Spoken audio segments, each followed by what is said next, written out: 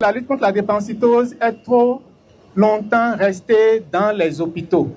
Or, pour y arriver, il faut qu'on porte le combat dans la communauté. Et votre présence ici est la preuve que la communauté est en train de prendre conscience. Nous pensons qu'en sensibilisant les gens, pour qu'ils sachent qu'ils peuvent quand même éviter, s'ils sont malades, de compliquer la vie de leurs enfants en faisant des tests pour savoir si leur conjoint n'est pas dans la même situation qu'eux. Donc nous sommes dans la prévention afin que la population sache ce que c'est que la drépanocytose et quelles mesures prendre pour la prévenir. Tout le monde sait que la drépanocytose, surtout pour les enfants, c'est une maladie qui est très très difficile, très douloureuse, très invalidante.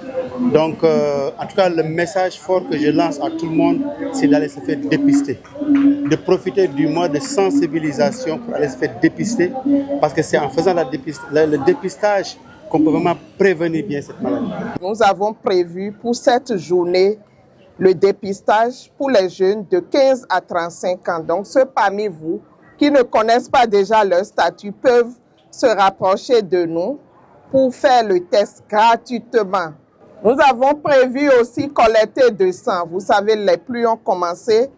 Le besoin est là dans nos maternités, dans les services de pédiatrie, un peu partout.